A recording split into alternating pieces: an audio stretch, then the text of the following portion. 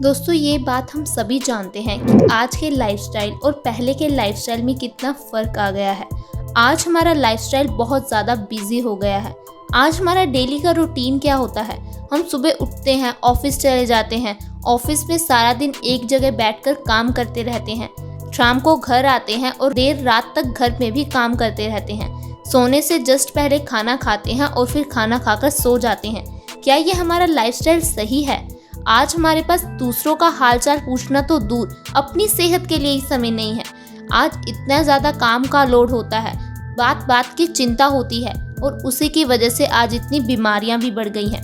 दोस्तों क्या आपको मालूम है कि हमें कई सारी बीमारियां तो सिर्फ चिंता यानी कि स्ट्रेस की वजह से होती है, और आज का हमारा जो लाइफस्टाइल है उसमें अगर किसी व्यक्ति को स्ट्रेस नहीं है, ऐसा हो ही नहीं सकता। दोस्तों हमारी बॉडी के लिए स्ट्रेस बहुत खतरनाक है। जब हम स्ट्रेस लेते हैं तो इससे हमें कई तरह की बीमारियां घेर लेती हैं। स्ट्रेस लेने से हमारे सिर में दर्द रहने लगता है। इस दर्द के लिए हम पेन किलर खा लेते हैं। दोस्तों आपको क्या लगता है कि जो आप पेन किलर खाते हो उससे आपका सिर दर्द सही हो जाता है? नहीं दोस्तों, इससे बस आपको सिर दर्द महसूस होना बंद हो जाता है। इससे जो नर्वस सिस्टम आपको बता रहा होता है कि आपके सिर में दर्द है, वो डैमेज हो जाता है और आपको लगता है कि आपकी समस्या सही हो गई। दोस्तों इस पेन किलर को खाने से आपकी समस्या सही नहीं होती, बल्कि और भी बढ़ जाती है। आगे चलकर ये समस्या माइग्रेन में बदल जाती है।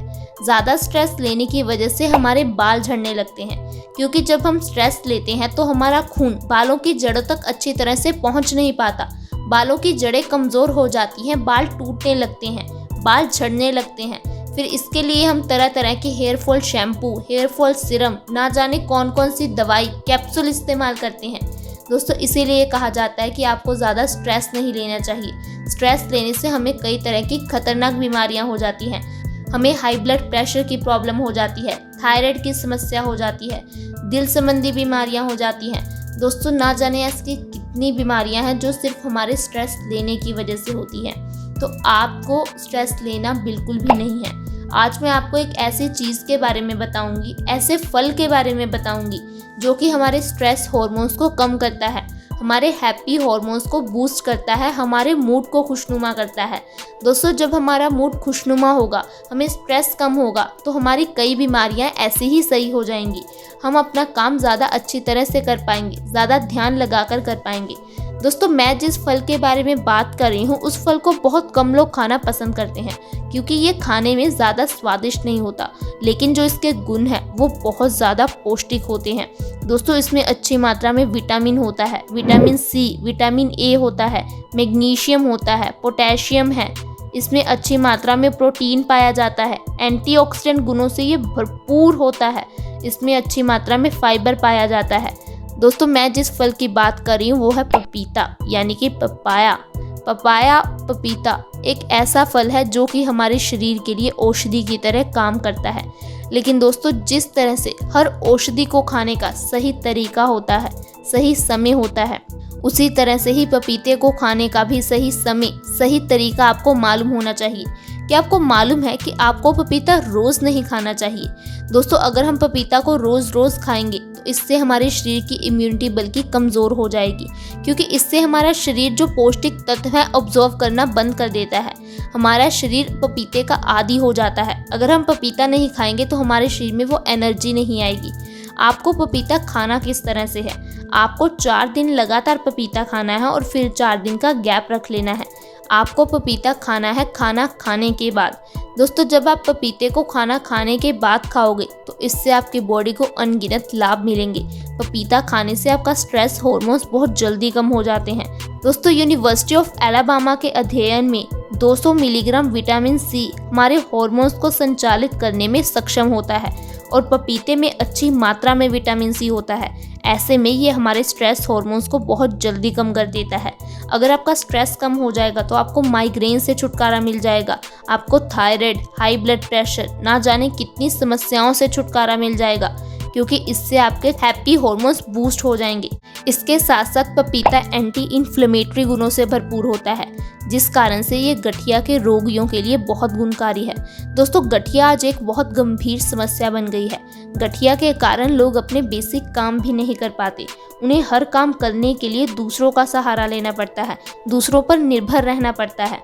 दोस्तों, गठिया की प्रॉब्लम होने के कई सारे कारण हो सकते हैं, जैसे कि हमारी बॉडी में प्रोटीन की कमी हो सकती है, कैल्शियम की कमी हो सकती है, हमारी बॉडी कमज़ोर हो जाती है, हड्डियां कमज़ोर हो जाती हैं, तो आपको पपीता खाना चाहिए। इसके साथ साथ आपको रोज़ 1 ग्राम चूना ज़रूर खाना चाहिए, यानी कि एक गेहूं के दाने जितने चूने का सेवन रोज़ करना चाहिए। दोस्तों, चूना खाने से हमारे शरीर में कभी कैल्शियम की कमी नहीं होती, हमारी हड्डियां कमज़ोर नहीं होती। 50 साल के बाद हमारी बॉडी कैल्शियम को अच्छी तरह से ऑब्जर्व नहीं कर पाती। अगर आप ऐसी गंभीर समस्या से बचना चाहते हो तो आज ही चूने का सेवन करना शुरू कर दें। इसके साथ साथ पपीता हमारी आँखों के लिए बहुत अच्छा है। आज हम देख ही रहे हैं कि हमारा ज़्यादातर क्या पूरा काम ही ऑनलाइन ही हो रहा है। बच्चों की क्लासेस भी ऑनलाइन लग रही है, जिसके कारण से आंखों की रोशनी बहुत जल्दी कम होती जा रही है।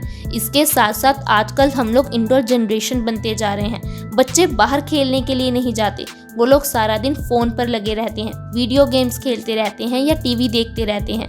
दोस्तों, इस कारण से बहुत सारे लोगों को चश्मा लग चुका है। अगर आप अपने चश्मे से परेशान हैं, चश्मे से छुटकारा पाना चाहते हैं, तो आपको बस हमारे बताए हुए तरीके से पपीते का सेवन करना है। इससे आपकी आंखों की रोशनी बहुत जल्दी बढ़ने लग जाएगी। आपकी आंखों से जुड़ी हर एक समस्या खत्म हो जाएगी। आंखों में दर्द है, ड्राई आइज़ की प्रॉब्लम है, थोड़ा सा काम करने के बाद ही आपकी आंखें थक जाती हैं, तो आप बस पपीते का सेवन करना शुरू कर दीजिए।